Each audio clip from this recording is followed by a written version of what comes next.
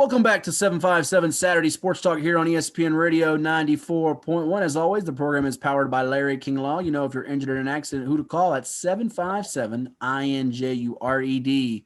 With Coach Ed Young, I am Matt Hatfield. This is a great time of year, Ed. I know it's been difficult for you and many other schools around the state not getting a chance to play in the state basketball tournament, but so many storylines with these championship games, which we'll get to as we look at some of the matchups here coming up for today's state championship Saturday action. But as we left off reviewing the games from Wednesday night in the Class 5 and Class 6 state semifinals, we had some teams in other divisions. Class 4, the Smithfield Packers. Yeah, Keith's Pack, coached by Theodis Porter, Coach Poe over there.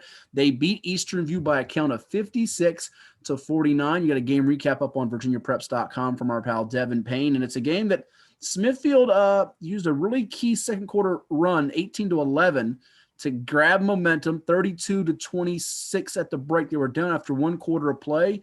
And we talked about last week, Tristan Baker having the hot hand for them. This time it was Rashad Tucker, younger brother of one, Keon Tucker, the kid who hit that game-winning shot, you remember, from beyond half court against Lake Taylor in the playoffs a few years ago. Well, Rashad Tucker drops 18 points in this one, and Smithfield holds Easterview to just 3 makes from deep. Their defense digs in the fourth quarter. They hold them to 9 points, and here they are, 9-0, playing an undefeated 11-0 Hanley team in the state championship. Smithfield trying to win their first state title ever and make some history.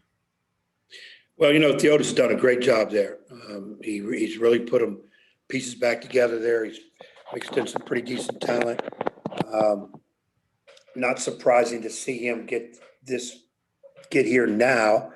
It's been working. Of course, we all remember him as one of the assistants on those really great Kings Fork championship teams under Josh Worrell.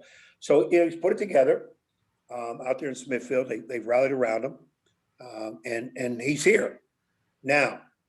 Are those kids happy to be here and get all caught up in it, or is it, hey, we're here to win again? Because Hanley has been into the States. They too are undefeated. They've got a nice squad. If I'm not mistaken, they got some biggies out there. So it's going to be a battle. And again, I'll throw it out there. If you've been there before, it helps a lot. If you haven't, it can get a little distracting. Bottom line is, once they start the game, you zero in on the game and do what you have to do to win it. And normally at this time of the year, do what you've been doing and make your in-game adjustments. Well, I know it's tough for some of the local Class 4 teams in Hampton Roads that didn't get a chance to play. Talking about Kings Fork, which won to share the Class 4 title with Woodrow Wilson a year ago. They've got that superstar guard in Jay Nepps. You think of Menchville, Lamont Struthers' team with his sons, Allen and Etienne Struthers, and they had a talented team. Even with the graduation of Chauncey Jenkins to Wichita State, they could have certainly been right there playing for a state title. But here we are with a smaller number of Class 4 teams. Remember, just 2 teams came out of Region A all to play. Grafton, who Smithfield beat in the championship, and those Packers. The other undefeated team in Class 4, John Hanley beating Halifax County in overtime. Remember, Halifax won that 5-overtime marathon regional semifinal game at Pulaski County. This time, Halifax is unable to win in OT against Hanley, and they got a first-year coach. I always joke, babyface coach, and Zach Harrell, barely old enough to shave, I joke, because he just got done playing at Millbrook High School a few years ago in Roanoke College, and he's got one of the best scorers in the state in Dimitri Gardner, a young man for Hanley as we look at that matchup with Smithfield. Again, Smithfield's got nobody bigger than 6'4" in their lineup. Gardner is a 6'5" hybrid forward who's averaging 25 points, 10 rebounds per game. Sort of the old, going back to some of these matchups, going back to that Lansdowne matchup with Potomac. Does Smithfield focus all of its defensive energy on Gardner? And remember, they were holding people to about 41, 42 points per game coming into the state tournament. Or do they just say, all right, if he gets his, that's fine. Don't let the others beat us. Well, again, I mentioned that a little bit earlier when we talk about Donald Hand. When you play a team that has a bona fide scorer, a big threat, do you allow him somewhat, and we don't just give it to him, to get his and really have to shut everybody else down? Or do you work hard to stop him and let somebody else beat you? I don't know what's in Theodis' head as to what his thing it is. My guess is it's safe to do what's got you there. So if you played solid defense, keep playing it. If you're a man-to-man team and it's going to work against this kind of a squad, then you play it. I always like to say it's nice to have that little trick up your sleeve that maybe you haven't used it much during the year, and now this is a good time to put it, i.e. Bird opening up the other night against Green Run in the state semi in a triangle and two. But Greenland had seen that a little bit, though. They played it against Kempsville. They played it against a couple teams. I mean, at this point, they're going to expect a box and one and some tough defense on Gardner. But, I mean, looking at their game, Hanley's win over Halifax, 52-49 in overtime. Gardner had 26 points, 8 rebounds. They got some step-up play from Curry and Lattimore, who gave them a combined 18 points, some rebounds. They shot 20 of 52 from the floor. They did have 15 turnovers. If Smithfield can get that turnover up to 15 to 20, I'm not so sure it's going to matter what Gardner does per se. It's going to be about, can Smithfield turn defense into offense for them? Right. That I think that's what's going to be is you got to get some of those easier points. If your defense can create some points for you, it's a great help. You got to make free throws because you're probably not going to get there a whole lot. You got to make free throws. And then you have to defend and get your absolute share of rebounds, because if you limit the opponents and get that second chance opportunities for yourself, much greater chance to win.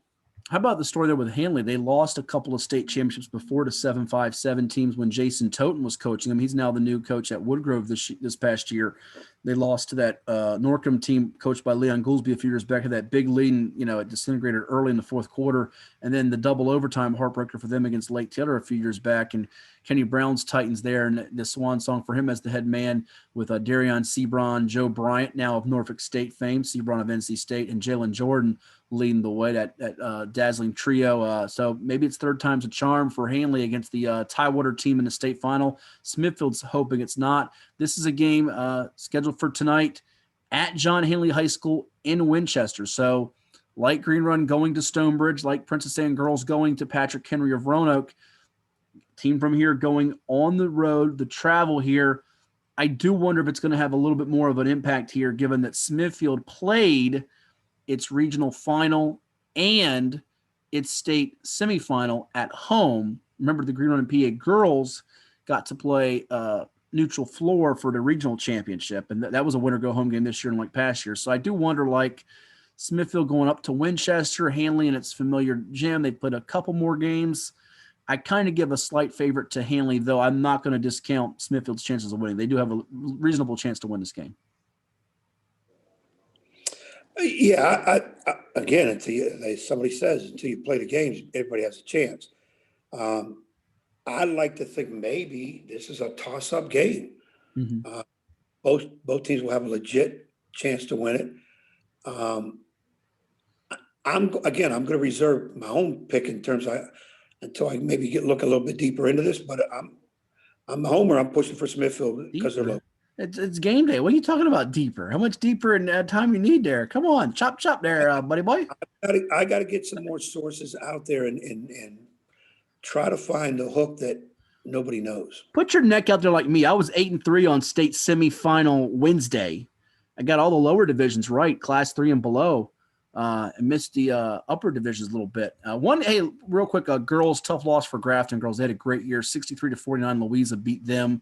We know in an ordinary year it might have been hard for Grafton to come out of class 4 with Lake Taylor and Hampton, which won the state title a year ago, and Woodrow Wilson, Kings Fork. But their girls shoot the ball well. They execute their discipline. But Louisa with Olivia McGee, if you haven't seen her, she's one of the best. Plays with Boo Williams' I believe she plays with Boo Williams' 17 elite travel team. She's a 6'3", 2023 combo guard. She's been offered by NC State. She's been offered by this ACC school, that ACC school, everybody in the mix for her.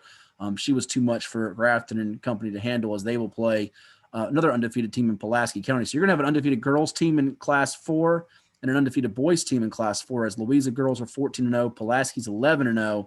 You have Hanley at 11-0 for boys and Smithfield at 9-0. One game we were listening to, Ed, on our way over to Dahlia Drive in Green Run High School on Wednesday was the Class 1 boys semifinal on the radio with Alta Vista and Matthews. And Matthews was up double figures, and Alta Vista came back and won it on a Jalen Jones buzzer beater, 58-56. I know you played Matthews a year ago. They lost one of their better players from a year ago, 1,000-point scorer who graduated, Christian Williams, but they did bring back Caleb Thomas, whose nickname is KK, 1,000 points, 1,000 rebounds. That's how they call him, KK. He had a better game, just not enough, as Matthews is denied a chance for another state championship, which they shared a year ago with Auburn High School. Not the Auburn Tigers, but the Auburn Eagles from out west.